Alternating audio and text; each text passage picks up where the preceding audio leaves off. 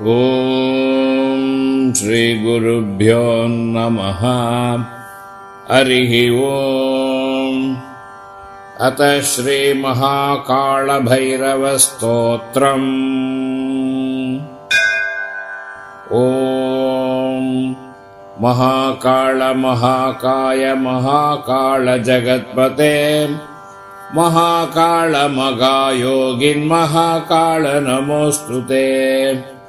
महाकाल महादेव महाकाल महाप्रभो महाकाल महारुद्र महाकाल नमोस्तुते। महाकाल महाज्ञान महाकाल तमोपगन् महाकाल महाकाल महाकाल नमोस्तुते। भवाय च नमस्तुभ्यं सर्वाय च नमो नमः। रुद्राय च नमस्तुभ्यं पशूनां पतये नमः। उग्राय च नमस्तुभ्यं महादेवाय वै नमः। भीमाय च नमस्तुभ्यं ईशानाय नमो नमः। ईशानाय नमस्तुभ्यं तत्पुरुषाय वै नमः। सद्योजात नमस्तुभ्यं शुक्लवर्ण नमो नमः।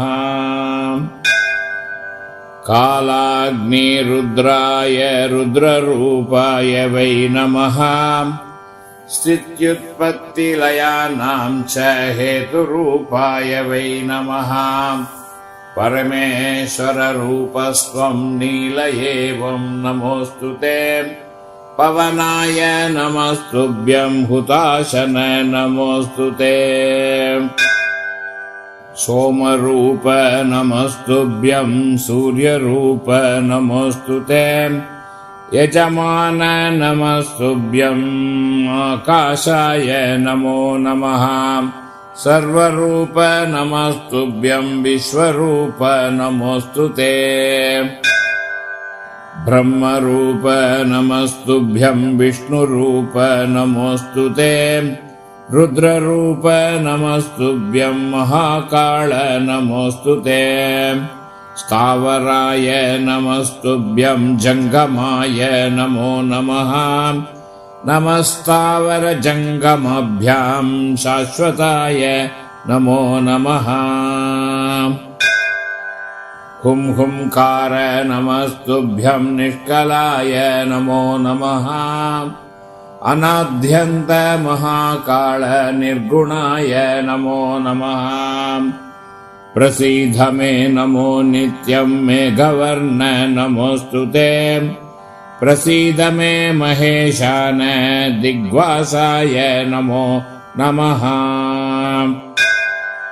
ॐ ह्रीं मायास्वरूपाय सच्चिदानन्दतेजसे स्वाहा सम्पूर्णमन्त्राय सोऽहं हंसाय ते नमः। इत्येवं देवदेवस्य महाकालस्य भैरवी कीर्तितं पूजनं सम्यक् साधकानां सुखावहम्। इति श्री महाकालभैरवस्तोत्रम् सम्पूर्णम्।